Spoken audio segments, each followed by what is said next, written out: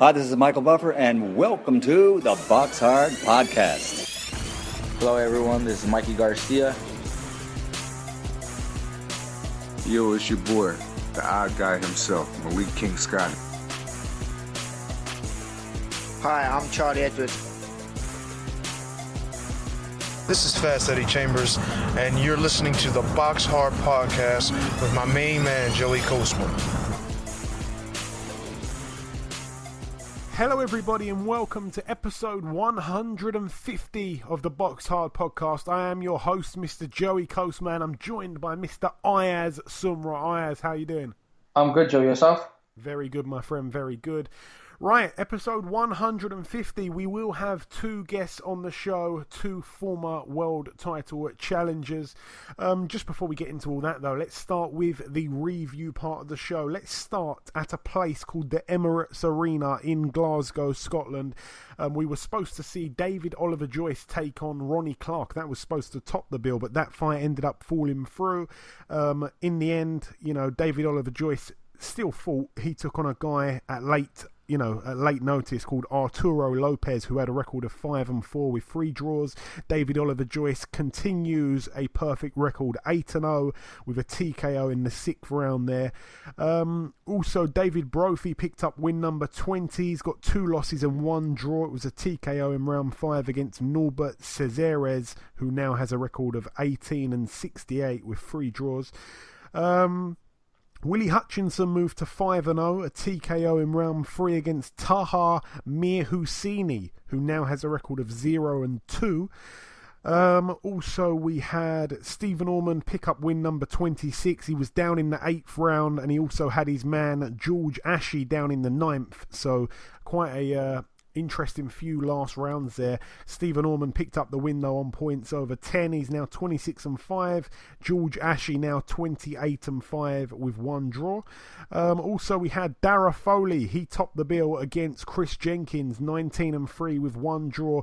Dara Foley's actually a guy that was born in Kent in the UK, but he has Irish citizenship and he lives in Australia. So that is why he was actually the WBA Oceania Super Lightweight Champion. He brought the belt over to Scotland and took on Chris Jenkins.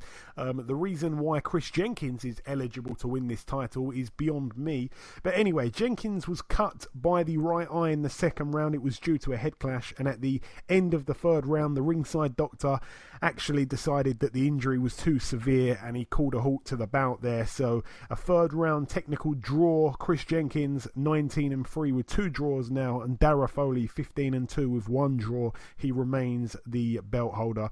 Moving over now to the Minneapolis Armory in Minnesota, USA. 1 or 2 fights, or 3 fights actually, or 4 fights to mention over here. Top of the bill, Willie Monroe Jr. 22-3, now 23-3. A unanimous decision over Javier Maciel, who now has a record of 33-7. I didn't see this fight, but I was hoping that Vanes Martirosyan, the former opponent of Triple G, would be in there against Willie Monroe Jr., but that fight didn't happen in the end.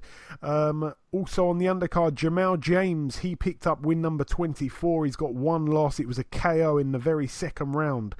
Against Mahonri Montez, who's now 35-8 with 1 draw. Caleb Truax, a friend of the show, everybody likes Caleb. He picked up win number 30. He told me that he'd be a little bit disappointed if he didn't get the knockout. No need to be disappointed. He got the knockout in the 3rd round, a TKO against Fabiano Pena, who's now 15-11 with 1 draw. Caleb Truax 30-4 with 2 draws. Antonio Russell also fought on the bill. That's the brother of Gary Russell Jr. He picked up win number 12, a KO in the 1st round against Nick Otieno. That's actually a good win there. Nick Otieno now 31-15. And the crazy actual fight that happened here, I don't know if you've ever seen anything like this before, Ayaz, but a man called Efe Ajagba, 5-0, I believe, with 4 knockouts, an African Olympian, undefeated heavyweight. He jumped in the ring against Curtis Harper, who once upon a time gave a very hard fight to Chris Arreola. And basically, Curtis Harper got disqualified in the 1st round, Ayaz, and not even a single punch was thrown. And that's a win there for Efe Ajagba. So he's 6-0. He's 6-0 undefeated, and this fight was unbelievable because he didn't even throw a punch. As soon as the bell went for the first round, Curtis Harper got out of the ring and left the venue. He decided that he wasn't happy with the money that he was being paid for that fight, and he decided to just take off. Have you seen the clip, Ayaz? It's done the rounds on social media. Unbelievably shocking. No, unfortunately, no, I didn't see the rounds. Wow. Well, honestly, as soon as the first bell went, he just climbed out of the ring and walked out. The commentators were shocked. His training team were shocked. You know, it was on live TV in the States. So, I mean, he made a bit of a statement, I guess, talking about fighters should get paid more. But very, very disrespectful. And to do it on live TV was quite something. Very, very shocking. Nobody knew about this apart from himself. Unbelievable. Moving over now, though, to the Grand Hotel in Kinshasa in the Democratic Republic of Congo. We had Ilunga Makabu, former opponent of Tony Bellew. He got a win here against Taylor Mabika, who was 19-2 with one draw. He made Mabika retire on his stool after 4 rounds. Makabu also defended successfully the WBC International Cruiserweight title. Moving over now to Russia, actually a very interesting thing here. There was a fight over in Russia in the Uzcategui Familia, in a place called Plastunovskaya.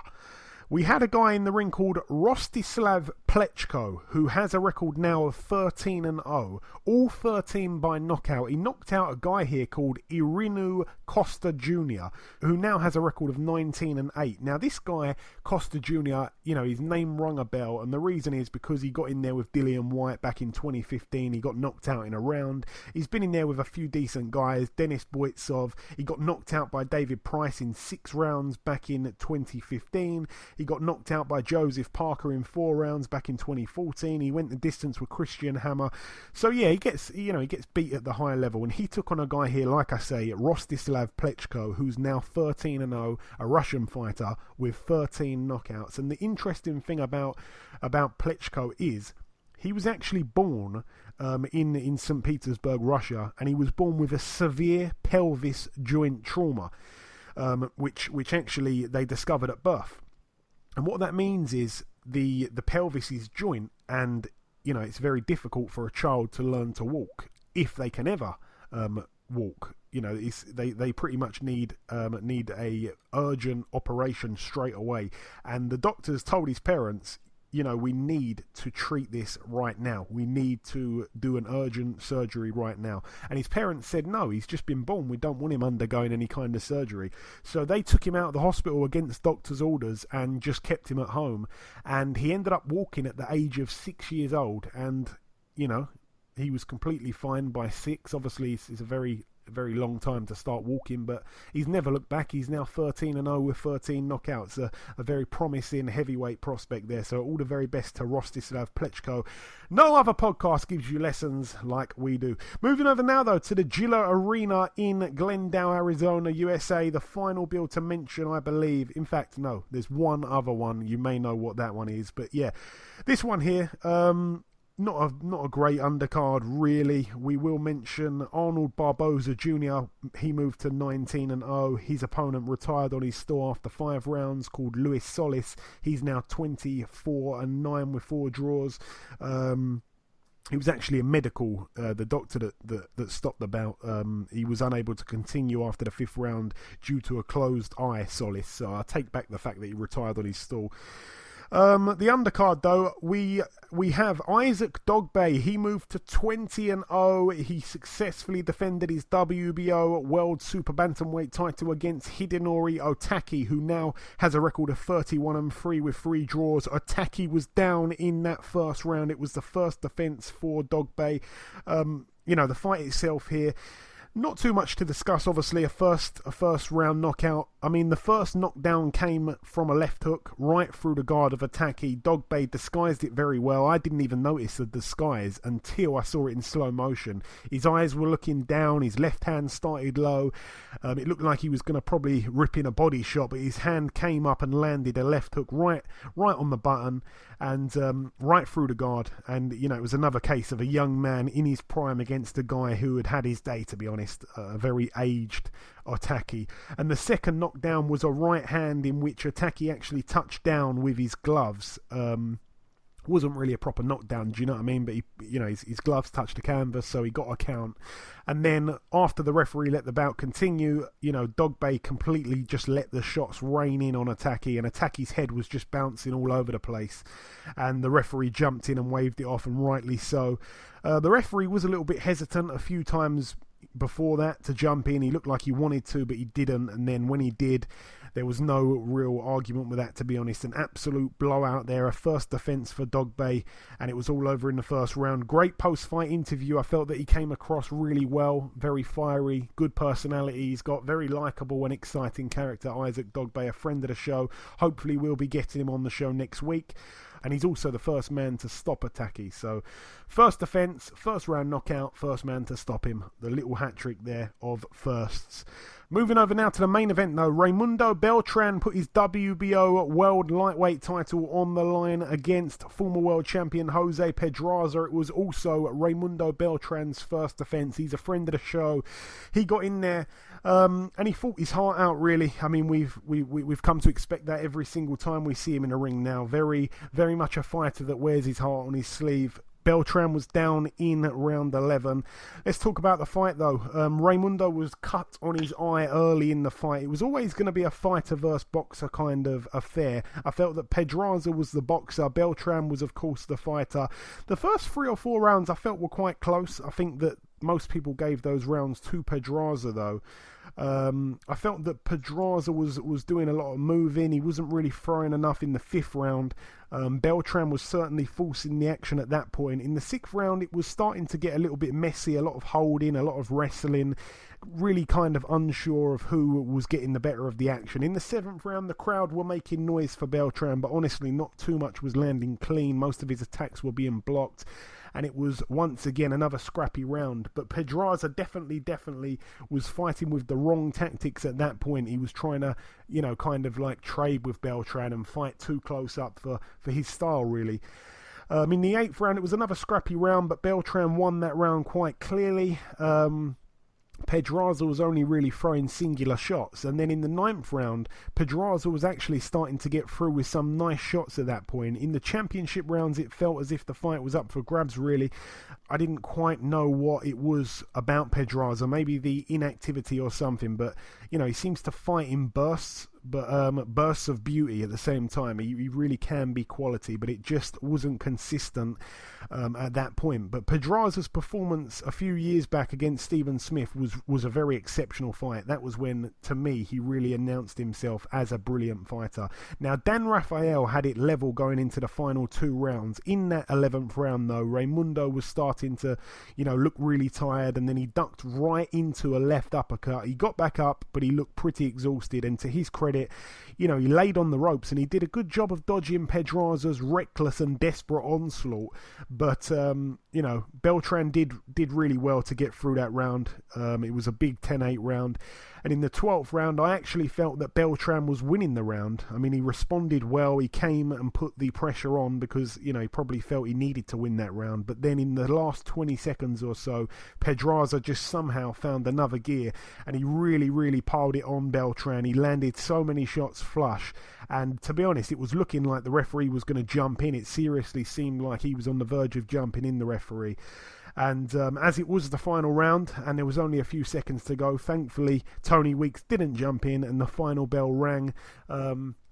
So yeah, I'm happy for Beltran to get through that fight, but it does have to be said that he got beat, and it was quite clear in the end. Pedraza just had a little bit more in the tank, even though he fought with the wrong tactics at parts of that fight. It was very much a fight of a couple of halves, really, maybe a fight of 3 different parts. It was a lot of back and forth, a lot of momentum shifts and stuff like that. But I wish that we did the prediction league, because I actually picked Pedraza to win on points, and I picked Dogbay by knockout. So I would have gained 2 points there, but it is what it is. Very, very, very unlucky when it comes to the prediction league. I am. But yeah, I feel very bad for Beltran. Like I say, a friend of the show, a man that is really fighting for his citizenship above all else. And I'm not quite sure what happens here, because like I say, he loses his world title in his very first defence, so commiserations for him. A very classy individual. He showed that in the post-fight interview as well. He was absolutely gutted, but a very a very good show of sportsmanship, as you'd expect from him. And now the final bill to mention, it was just one fight that happened yesterday, Wednesday the 29th of August 2018, in the Nakhon Sawan in Thailand. We had Chayaphon Moonsri, the WBC World Minimum Weight Champion. He took on Pedro Tajuran, whose record was 12-1. And I tell you what, Moonsri, if he wins this fight, he moves to 51-0. He eclipses Mayweather's record. Did he do it? Yes, he did. A unanimous decision over 12 rounds. Chayaphon Moonsri, also known as a few different names. We love him on this podcast. He's outdone Mr. Floyd Money Mayweather. Forget about TBE. It's all about Chayaphon Moonsri. Brilliant win for him. I didn't see the fight, I've got to be honest. I think it was at a bit of a strange time. I think it was morning over here, but it was the evening, if I'm not mistaken, over in Thailand. So a brilliant win there for Chayaphon Moonsri, 51-0, and he needs to retire. Please just retire and keep that record intact, that record of unbeaten, unblemished perfection, really. So keep it going, Mr. Chayaphon, or don't keep it going. Just retire now. You've done enough, Mr. Moonsri. Big fans of you on this show, we are. But that really wraps up the reviewing. Just before we wrap up part one, let's bring in our very first guest. Ladies and gentlemen, please welcome the former Commonwealth, British and WBO European champion, Mr. Liam Williams. Liam, welcome to the show. Thanks for getting me on, mate. Appreciate it. Hey, it's my pleasure, just like it has been the last couple times that you've been on, Liam. So we last spoke just over a year ago, I believe. It was in the build-up to the second Liam Smith fight. That fight obviously ended with a majority decision in favour of Smith. How would you compare those two fights that you had, Liam? Obviously, one was stopped on a cut, and the other one went the distance. But how would you compare your performances in both fights and also Liam Smith's performances in the both fights? Do you know, it's a difficult question, actually. I've never really, looked into it too much, but the first fight, I've never boxed at that level before. So I was very, I was confident in my ability, but unsure, if you know what I'm saying, because, I had to prove to myself I could actually, I've done it in sparring, many of times, but in a fight I had to prove to myself that they had that in me to compete at that level. So, but anyway, I went in the first fight with, I was obviously full of nerves for that reason, and I just went off to a flying start, and without being disrespectful, I boxed Liam Smith's head off, and yeah, so that was the first fight. It ended the way it did. It was disappointing, but second fight, I went in, I just didn't really have as much respect for him, which, ain't really the way to go about things. It's slightly unprofessional, I'll admit that openly, but I was slightly undermotivated.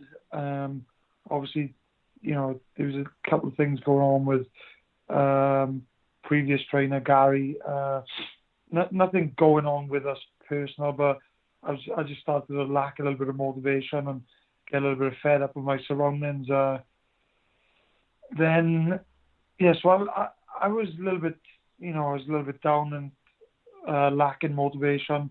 And obviously Smith he brought an extra 20-30% to the second fight, and he came out a lot better. So me going back 30% and him going forward 30%, obviously that was the difference in the fight, but it was still a very close fight.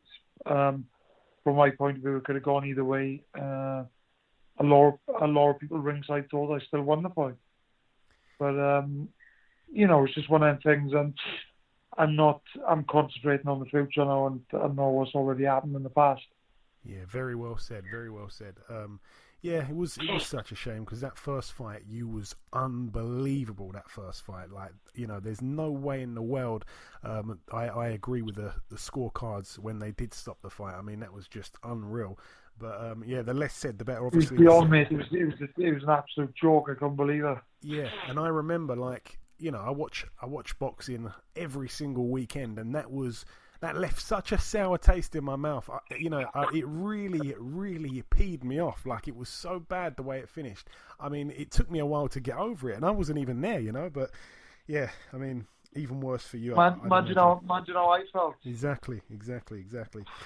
But yeah, not Brutal. Concentrating too much on the past. Obviously, since that loss back in November, you've had just the one fight. It was in April against journeyman Daryl Sharp. Now, Daryl had never ever been stopped in 32 losses, and then he got in with you, and you became the first man and the only man to this point to stop him. A 3rd round stoppage there. Talk us through that fight if you can, Liam. Not many people managed to do that. Yeah, to be honest, it was a last-minute opponent. They had a couple of opponents which kind of shied away from the fight last minute, and I personally just think that they didn't want the fight. That's boxing view. These things happen quite regular, and it's sad to say really, but it does, and it's disappointing. But fair play to Daryl Sharp. He turned up, he took his licks, and he didn't just. It's not as if he just jumped on the floor and took his money and run.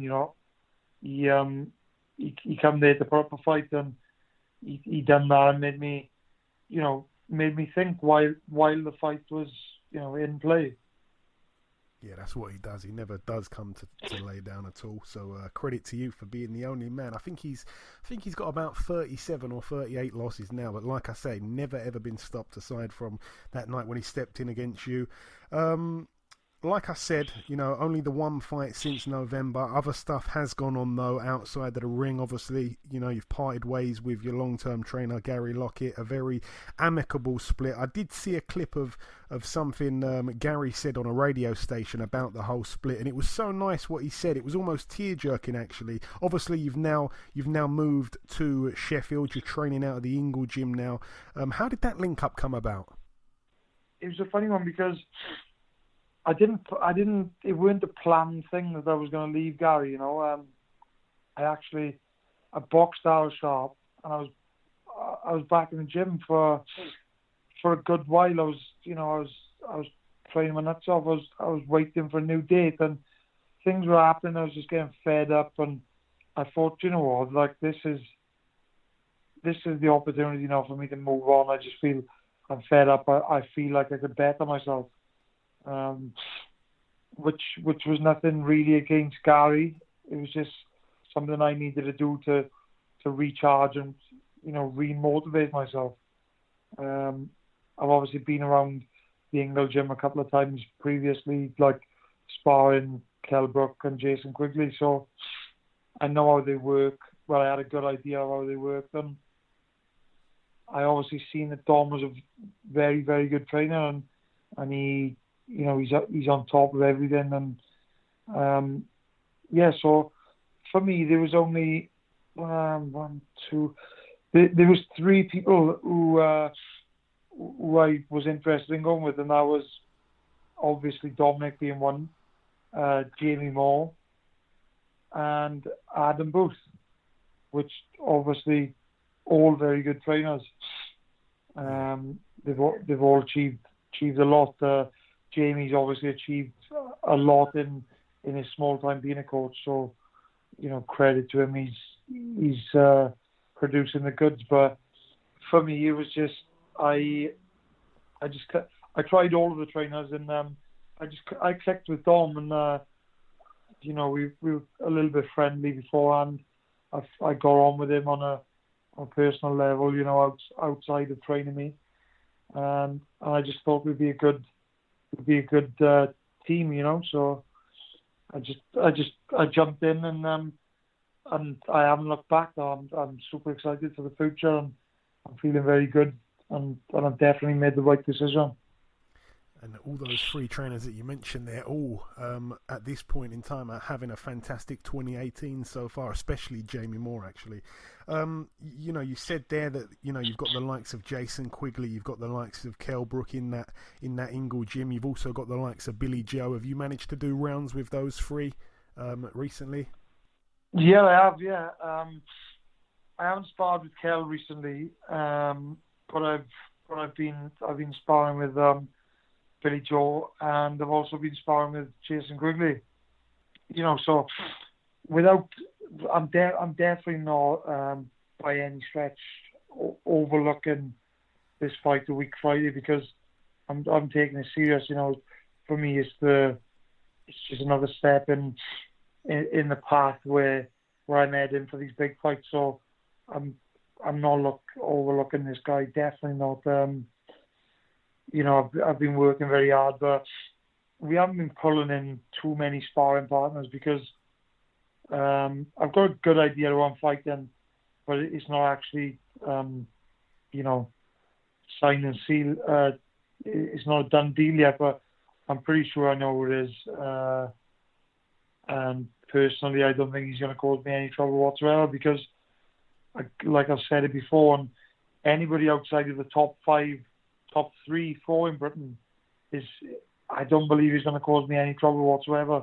I believe I'm at that world level now, and I'm just going to do a number on this guy on a week Friday, and I'm looking to move forward and get the big fights with the titles on the line. And you mentioned there the fight a week Friday. That'll be the 7th of September. It's back in Cardiff. You mentioned there about an opponent. Nothing's really signed just yet. I'm guessing that'll hopefully be done in the following few days. Can you tell us anything at this stage, or do we have to wait for an announcement? Yeah, definitely be announced.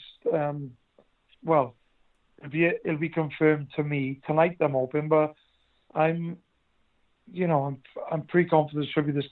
I can obviously tell you it's some Argentinian fella, half decent record.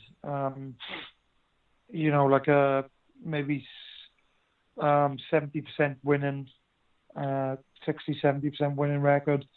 Good couple of knockouts. So, he's no pushover, but he's just going to come and give me a couple of rounds, I hope, so I can prove to the people, so I can prove to everyone that, I've made a good move in being trained by Dominic Ingle, and show off some new things which I've been learning, and show everyone it's the correct move that I've made. I'm happy doing so. And I want to ask you also, Liam, obviously you were signed to Frank Warren for a while. Are you still with Frank or not? Yeah, I am. Yeah, I'm still with Frank. I don't really know what's going on there.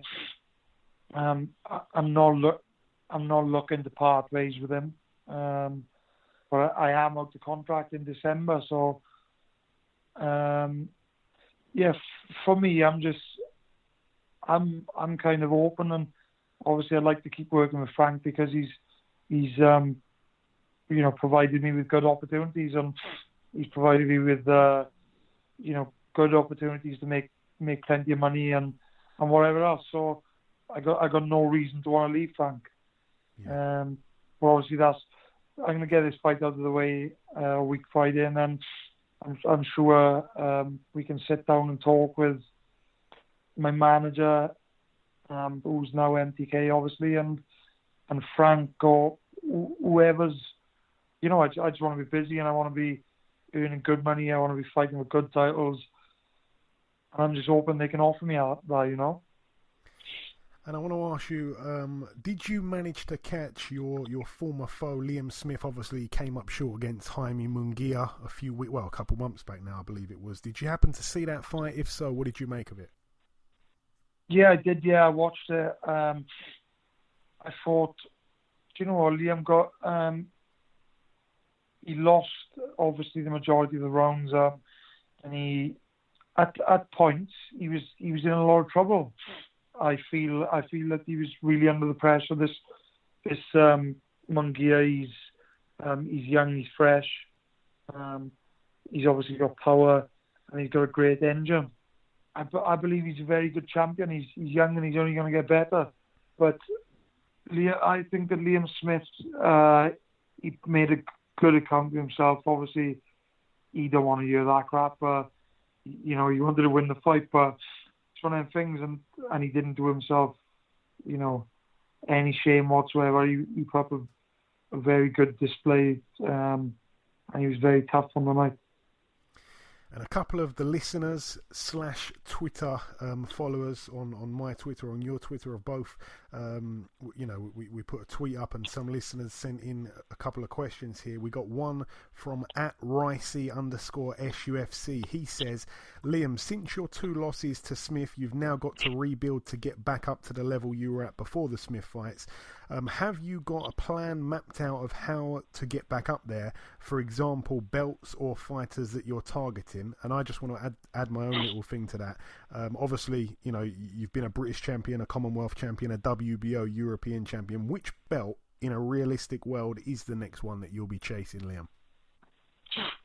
Right, well, obviously, fighting on the 7th, then there's a lot of talk going on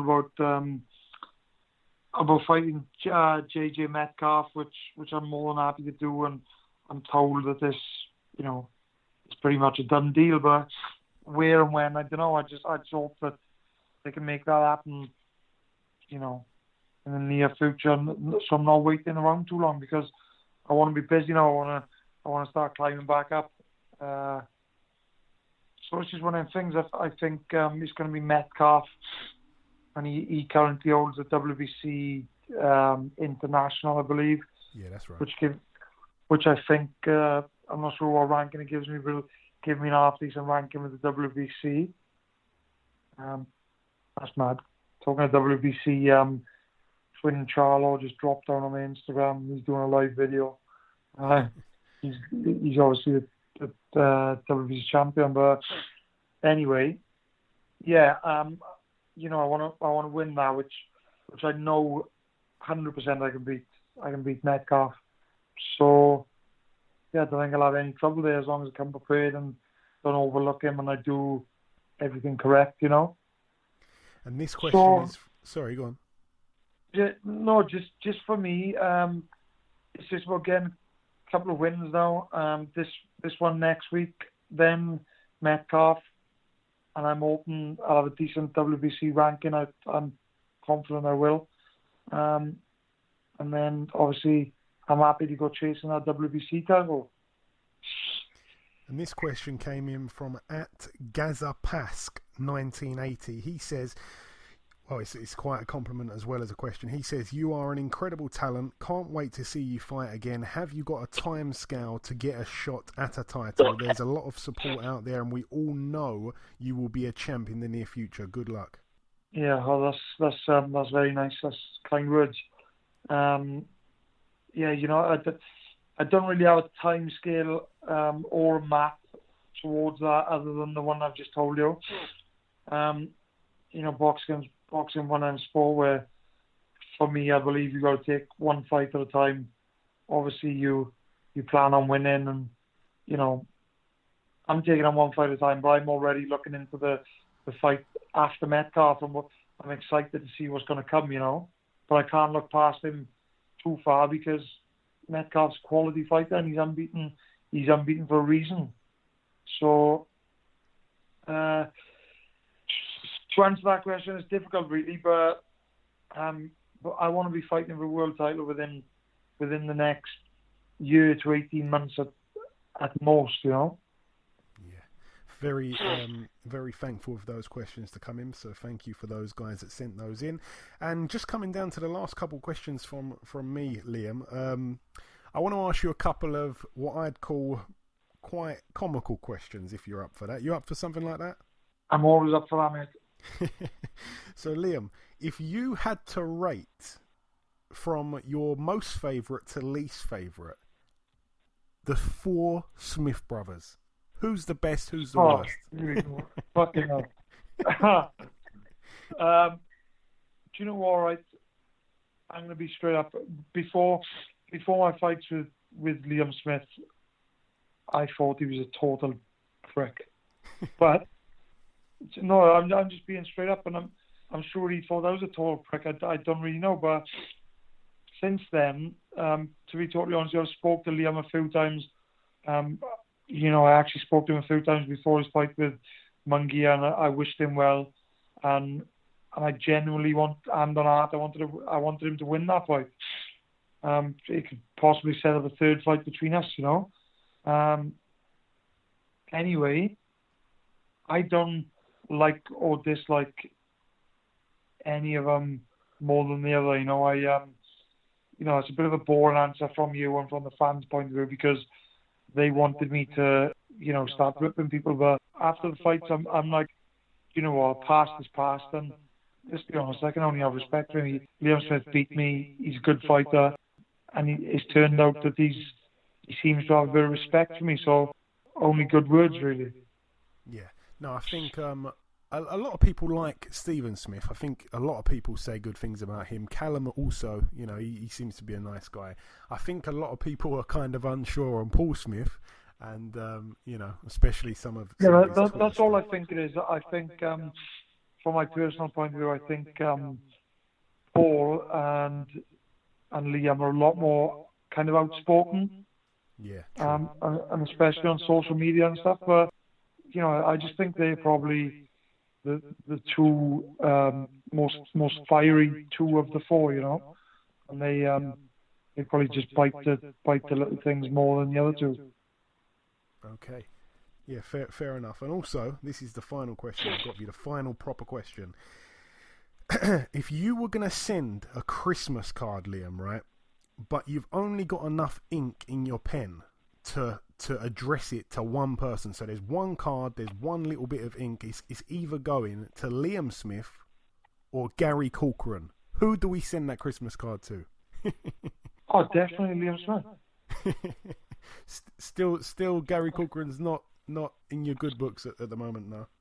Nah, it's one of them again. Like, do you know what? I know it sounds stupid because these fights weren't, like I'm talking about as if they were 10, 15, 20 years ago. Like, it's water under the bridge, and I've grown up slightly since then, and I haven't got time for that bullshit, to be honest with you. But obviously, me and Gary Corcoran had a lot of bad blood in the fight, and it's just one of them. Again, we've spoke since the fight, not like personally in each other's messages or whatever, but just like a little bit of banter over Twitter and stuff. And like it was before Christmas, last Christmas, and we just both wished each other well, and happy Christmas, stay safe, kind of thing, But yeah, obviously I'm going to choose to send it to Smith because I'm pretty sure Gary Corcoran wouldn't want to send me a birthday card. He'd rather rip it in half before he sends it to me.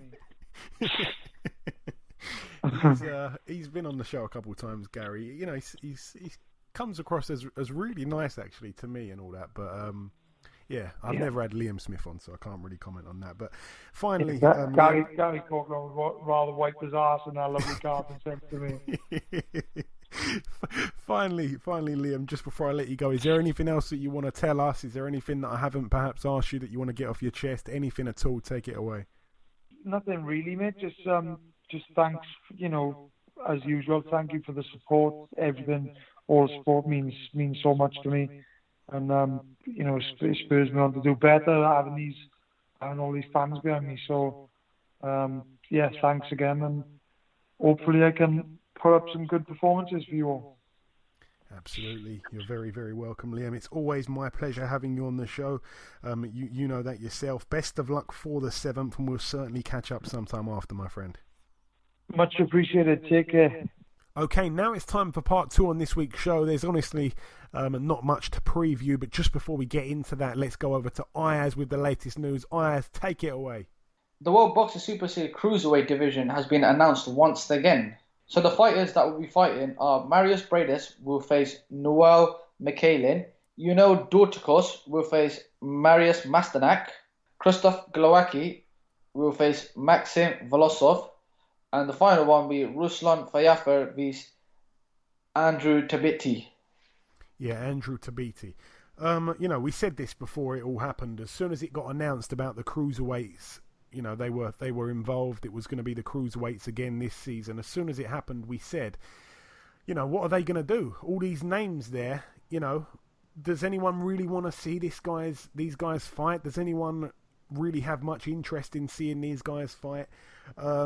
We've got Dorticos again. We've got Bredis again. They're not bad fighters. There's no mention of Gassiev, Ayaz, was there? No Gassiev. No, unfortunately not.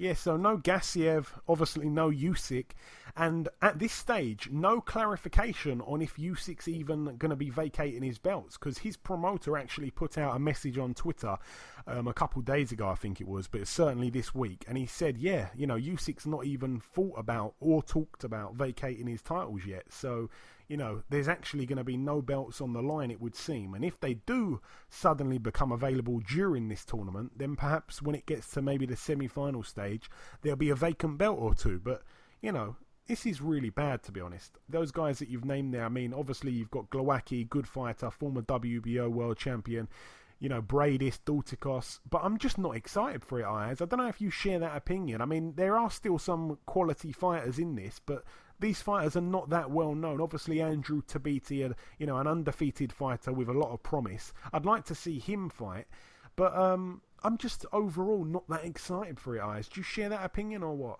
To be honest, I totally agree with you. If I'm going to go with honest, if I'm going to agree with you, I'll agree with you on this. But in my opinion, I'll tell you the favourites that's going to win this tournament is going to be probably Marius Bradis.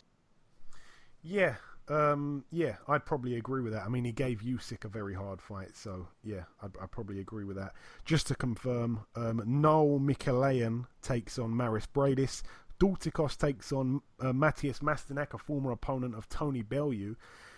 Boy, oh boy. Glowacki takes on Maxim Vlasov. I think that's actually going to be a good fight. That's probably the fight I'm looking forward to most. And then a guy who I've never heard of called Ruslan Fafer takes on Andrew Tabiti, who I do want to see stepped up. So it's a good thing for Tabiti's progression, but just really not excited about it, to be honest. And I don't think that, well, if they even dare putting any of these fights on ITV pay-per-view, you can forget about anyone buying those.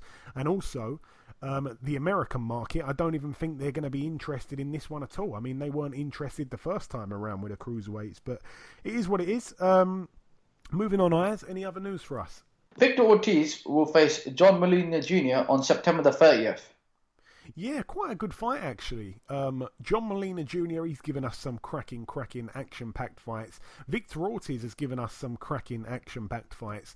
I'm guessing the fight's probably going to be at welterweight, which I think would probably favour Victor Ortiz at this point. But Ortiz, he's been out the ring for a while, if I'm not mistaken. And John Molina Jr., I believe the same. It's hard to say what fighter has got more left in the tank at this point, because I think they've both had better days. They've both seen better days. The one thing is, both men can punch, so that is one exciting thing. Victor Ortiz has shown time and time again that if the going gets tough, he's pretty happy to just completely quit. And John Molina Jr. is the polar opposite of that. He's got a massive heart. We saw that against Matisse. We saw that against Provodnikov. We saw that against Terence Crawford. Nothing's going to stop that guy. So there's no chance of him getting, out-hearted or out-fought or, just beaten the will out of. It's not going to happen. So interesting to see, because Molina can really punch, and I don't see that fight going the distance, to be honest. I would probably favour Molina, even though obviously he's not as accomplished as Victor Ortiz. Interesting fight, though, nonetheless. And finally, Eddie Hearn has just announced a new Newcastle show on 13th of October, where Lewis Ritson will face Francisco Petera for the European lightweight title. On the undercard, it will be Glenn Foote vs Robbie Davis Jr., Joshua Buatsi, and Dave the White Rhino, Allen. Yeah, decent card. It's brilliant, obviously, for Ritson to now be moving up from British to European, the old-fashioned, traditional route. No need to rush him at all. Good fight for him, very winnable fight for him. Dave Allen on the undercard again. It's good for him to be on TV once again. Obviously, everyone loves Dave Allen. A little bit of beef brewing on social media between him and Shannon Briggs that looks quite exciting, though I don't imagine that fight had happened, because I don't think there's enough money for Shannon Briggs to want to travel for that fight. Also, you mentioned there about, Robbie Davies Jr. and Glenn Foote. That's a cracking fight. Robbie Davies Jr., a friend of the show. But yeah, I'm looking forward to it. The only thing is, I'm a little bit annoyed because Cyclone Promotions have announced a card on the exact same day, and they're going to clash. So I'm guessing it's going to be probably shown on Channel 5, I think Cyclone's on, or is it ITV? I think it's Channel 5. So they'll be showing that. And then at the same time, we've got this Eddie Hearn Sky Sports show, and it's actually a really good card on the on the Cyclone show, what's happening at York Hall. We've got the headlining fight, Martin Bakole, the fighter that Billy Nelson really bigs up, and he's supposed to be an amazing heavyweight. He's obviously done many rounds sparring with Anthony Joshua, and his man Billy Nelson has said many times he put him in with any heavyweight in the world, and he's taking on Michael Hunter, obviously Michael Hunter Jr., the fighter, obviously, that's kind of gone around from cruiserweight to heavyweight. He's gone back and forth a few times, but he was a former brilliant amateur, and he fought Usyk for the world cruiserweight crown before the World Boxing Super Series started, and he gave Usyk a real tough fight. We've had him on the show a couple of times. He's a real nice kid. So and he's also, of course, the son of the former heavyweight Michael Hunter, who, after boxing, I don't think made enough money, and then he turned to being a drug dealer, and then he was set up in some kind of drug bust by 2 undercover policemen, and it all went wrong, and I don't think he knew that they were undercover policemen, so he was wrestling around with them on the floor, and apparently he pulled out his gun, and the undercover policeman had no option but to shoot him dead. So that is his father. But Michael Hunter Jr., a real good fighter, and that's a very tough fight, I tell you what, it really is. But if you lose to a man like Bakole, who is not yet well known, then it can really do damage, because his only loss has been to Usyk, and aside from that, he's a quality operator. I hope that Bakole's team don't overlook him, and vice versa, actually, for Hunter's team. But that's really it for the news, Ayaz, correct? Correct. Okay, thank you very much, Ayaz. Moving over now to the Emperor's Palace in Kempton Park, South Africa. One fight to mention over here, actually. We have Tabiso Machunu. His record 19-4. He's the man that once upon a time beat Eddie Chambers. He fights for the vacant African Boxing Union cruiserweight title against Thomas Osthausen, who has a record of 27-1 with 2 draws. That's a real good fight, that one, at the cruiserweight division there. It really is. We also have that fight, I believe, on Box Nation this weekend. I think it's at a strange hour, so check that one out on the Sky Planner.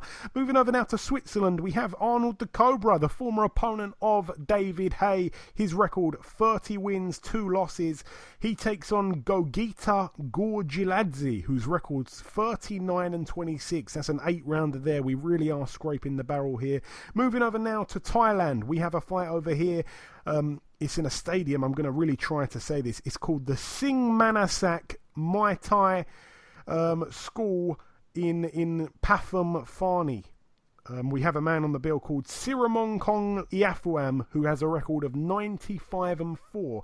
This is his 100th professional bout. He fights for the vacant Thai light heavyweight title. He takes on a guy called Mohamed Unsu Buga, who has a record of 0-6 with 1 draw. Very much a mismatch, to say the least there.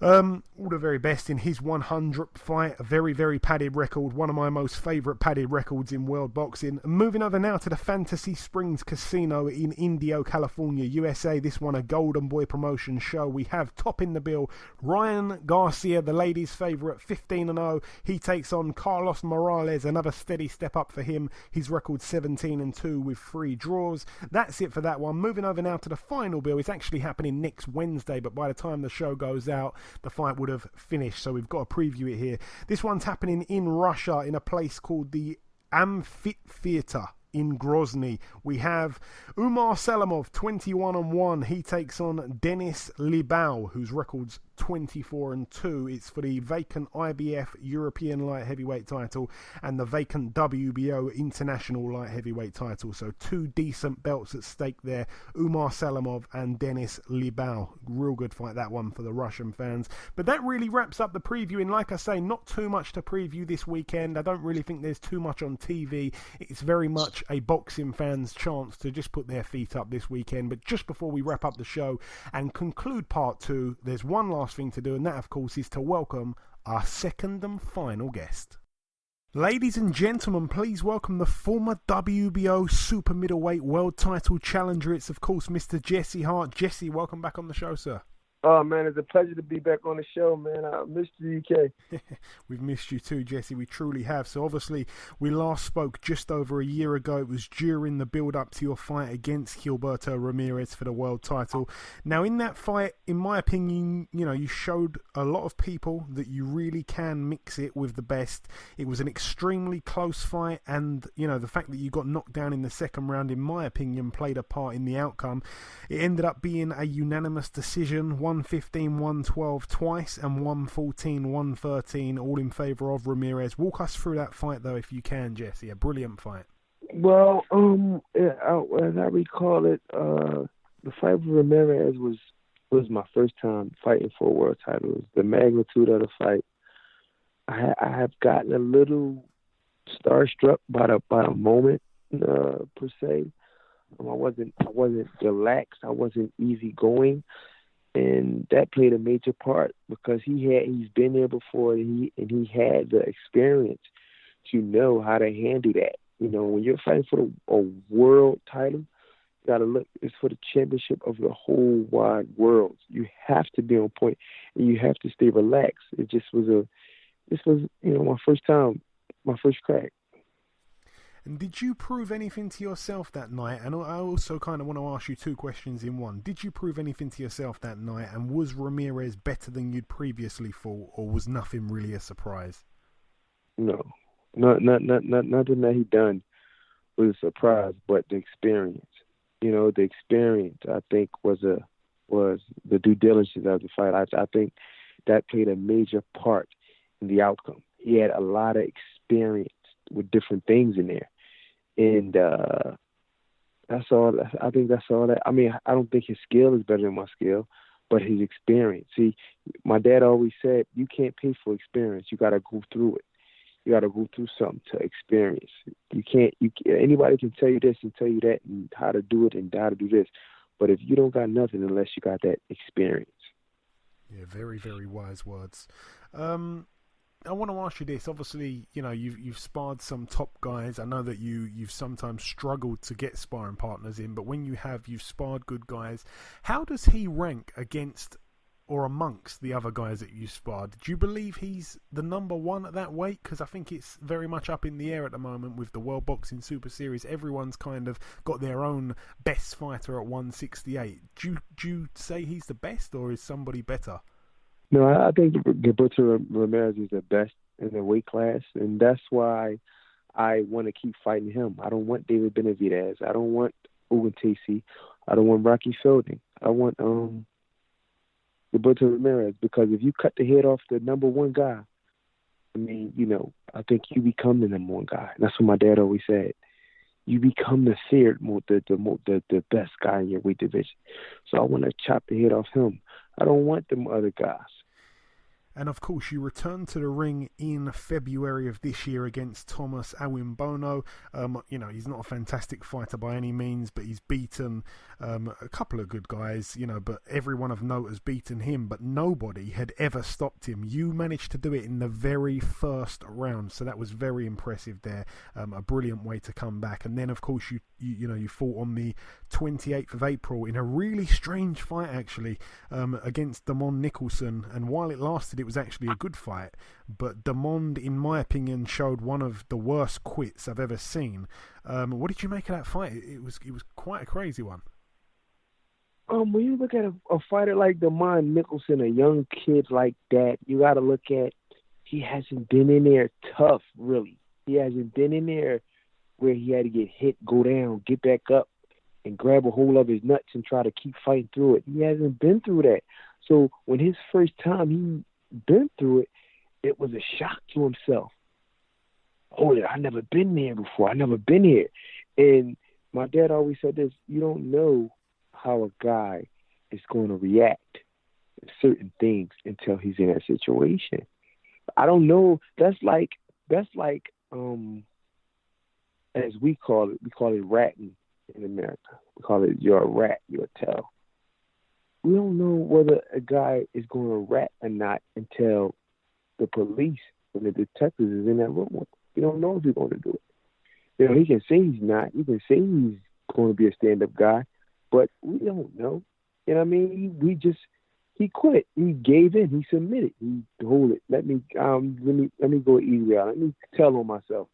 I'm a coward. I quit. That's what he done. He couldn't stay in that heat. And you were really angry after the fight with him because I don't think you really respected what he did. Are those feelings kind of settled now? Are you guys cool, or do you still have a bit of an ill feeling towards him for what he did that night? I mean, he's cool with me now. It's more so than the night, but I was just so mad because that was a fight in my actual hometown of Philadelphia. Yeah. And I wanted to give the fans a good showing, a good show. Even if I was in a knockdown, drag-out fight, I just wanted to give him a good fight.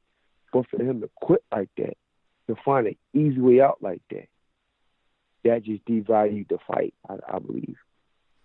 Well, like I say, in my opinion, I remember watching it live. It was a good fight while it lasted, like I say.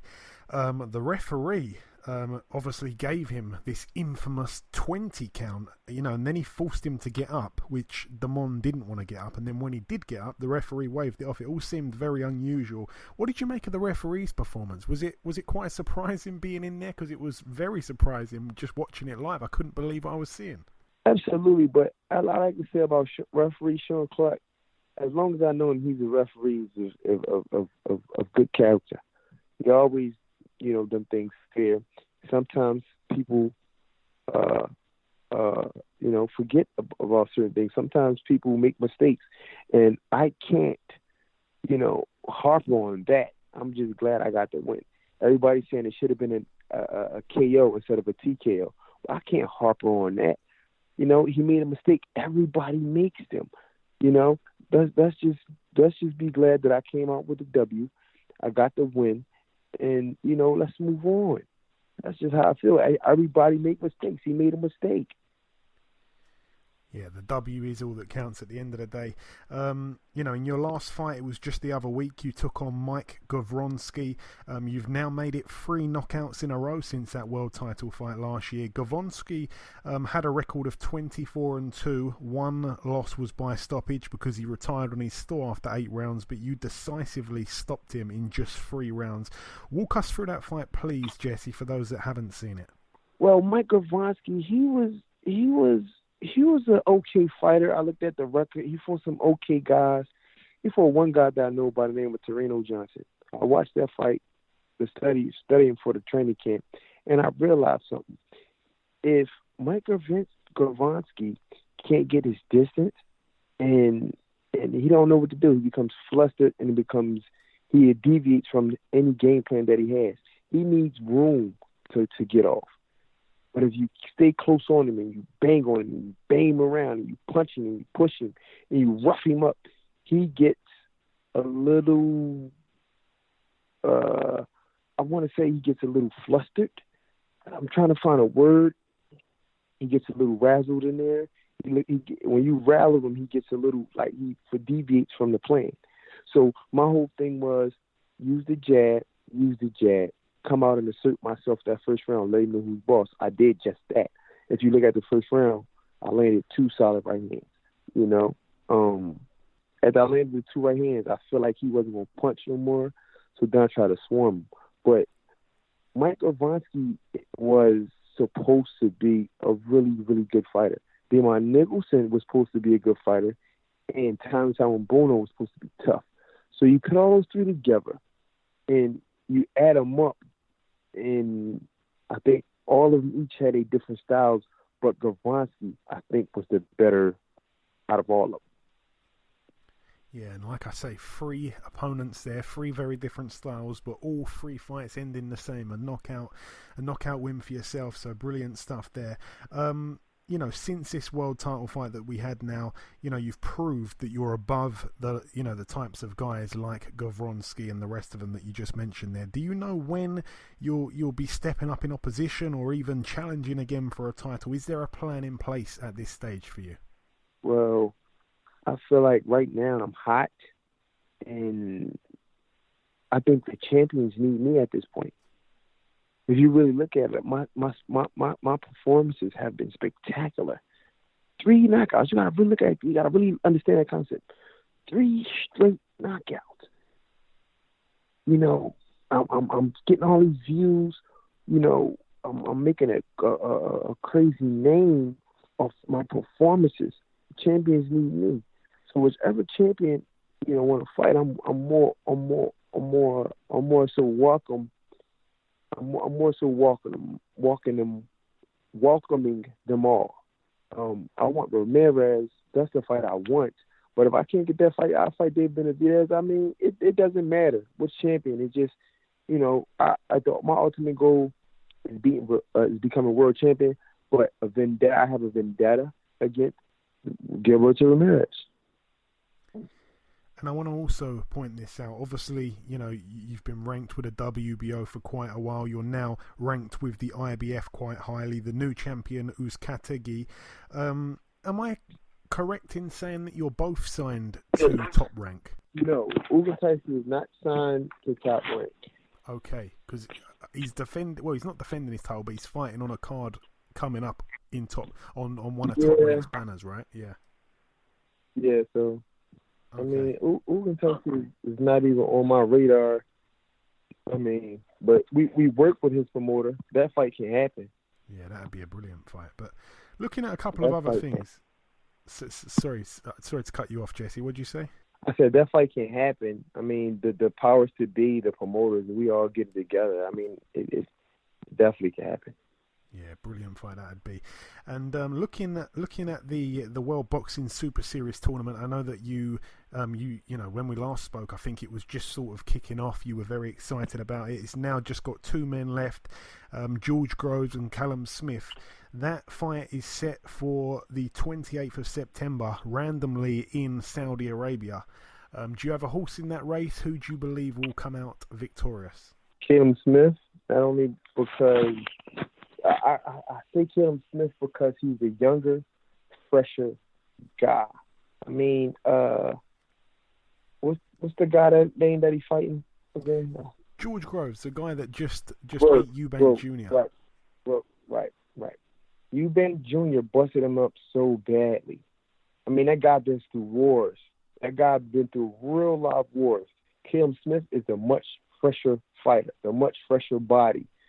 Groves been beaten up not only in his last fight, but with Badu Jack or Carl Froch twice. I mean, his body physically, like how much punishment, to be brutally honest, how much punishment can he really take? How much punishment can the human body really take? You know, we gotta start looking at that. He took some real damaging blows. I mean, and May took some off his career. So when you got a guy like Callum Smith in there, who can punch, who's tall, who's rangy, who's like a jackal. So I want to say this: you have to be able to go the distance. If the fight, you know, permits itself to go the distance. I don't believe that Groves can go the distance anymore. The physical punishment his body has taken is just bad. It's just bad. Like I'm saying, he has the experience, but what can his body do? Yeah, very bold prediction to go with Callum Smith, but I'm happy that you've done that because a lot of the American boxers that I speak to, they haven't really seen much of Callum Smith, so they all kind of favour Groves. But I like hearing your predictions because last time when we spoke, I was asking you about some of the your favourite UK fighters, and you said how good Rocky Fielding is, and at that time, not many people were quite too sure of how good Rocky Fielding is, but like you mentioned earlier, he's gone on to now become a world champion. It's the regular WBA title, but even still, absolutely. Yeah, that was a when you predict. Well, you didn't really predict, but when you said he's a good fighter, like I say, at that time people were kind of unsure, and he's proved himself now. Is that a fight that you'd fancy, Jesse? Because I know that you've seen a lot of Fielding. Well, with Fielding, I like the way he fights so much. I would love to fight him just for the world title, but I like Rocky Fielding. I really like the guy. It's not a fighter I wouldn't fight. I would love to fight Rocky Fielding for the world title for the WBA, but I like to watch Rocky fight. I learn watching him a little bit because he's tall just like I am and he's rangy. And you got to know what type of fighter Rocky is to understand the cuttiness of boxing. He's a tall, rangy guy who likes to throw combinations, but he starts off a little slow to set everything up. If you watch, Callum Smith beat him because he started off slow trying to set everything up. You understand what I'm saying? So when you watch Rocky, I can see him thinking in there. I like Rocky.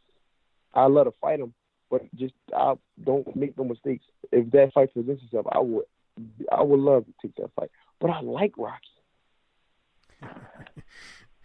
Now, I want to ask you this question, but I kind of think that you've answered it already. I was going to ask you, who is the man in the entire super middleweight division that, you know, you've got at the top of your wish list, so to speak, and you've kind of basically told me that is still Gilberto Ramirez.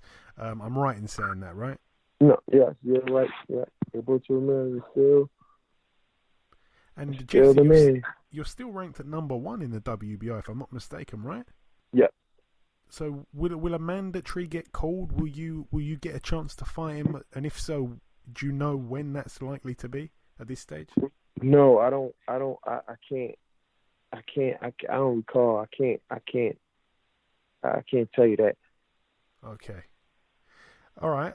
One thing that I do want you to tell us, Jesse, if you've got anything at all that you want to get off your chest, if there's anything I perhaps haven't asked you just before we let you go, is there anything at all that you want to say before we let you go?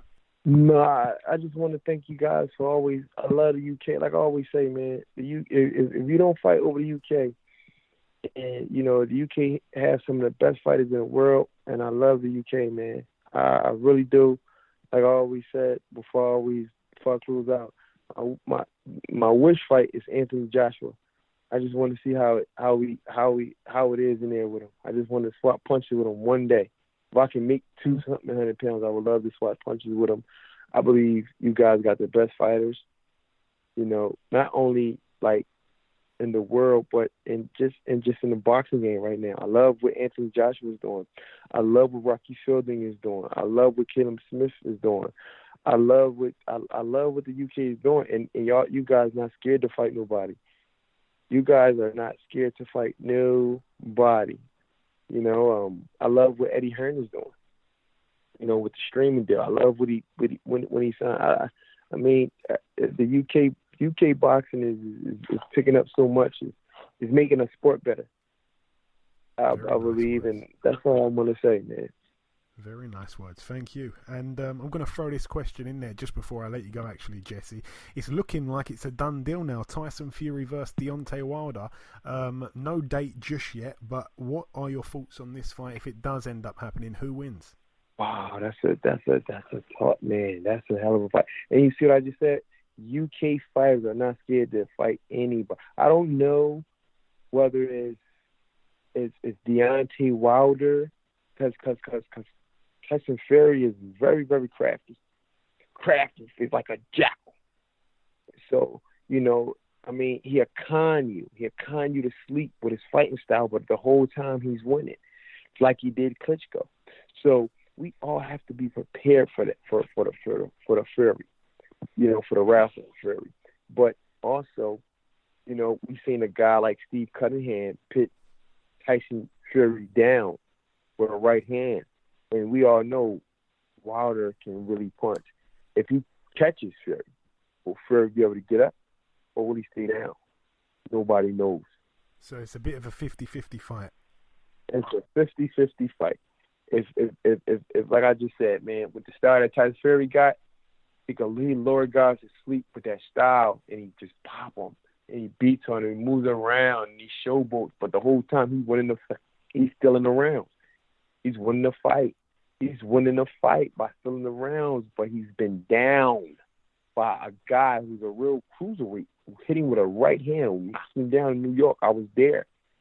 And he got up. But if Wilder hit him with that same right hand, that same power, because it's not going to be the same power. Wilder hits like a freakishly, they said it's freakish. They say his power is very freakish. If he gets caught with a Wilder right hand, will he be able to get up? Will he be able to stand on his feet? Wilder can hit you anywhere at any given round at any time. The fight can be over. The fight can literally be over, and Wilder can knock you out in the last 20 seconds of the fight. So it's a 50-50 fight. I don't care what nobody says. But who are you leaning towards, Jesse, if you're going to let me push you for a winner? Oh, man, I ain't leaning toward it. I can't call that one. It's a 50-50 fight. Okay, I'll let you off. But listen, Jesse, it is always a pleasure speaking with you. It really, really is. I want to wish you the absolute best of luck for what's next in your career. I truly mean that, and we'll certainly catch up sometime again soon. Thanks, Joe. You too. Okay, and this wraps up episode 150 of the BoxHard Podcast. I've been your host, Joey Coastman. Ayaz Summer has been Ayaz Summer. A massive thank you to our two guests on this week's show, Mr. Liam Williams and Mr. Jesse Hart. Two men very much on the verge of another big shot. Certainly two men with the capabilities of becoming proper world champions. I'd like to just wish everybody a fantastic weekend. I hope that you all enjoy your weekend this week. Please, if you do get a chance, remember to leave us a review on iTunes. Thank you all so much for listening, and we'll catch you all again next week.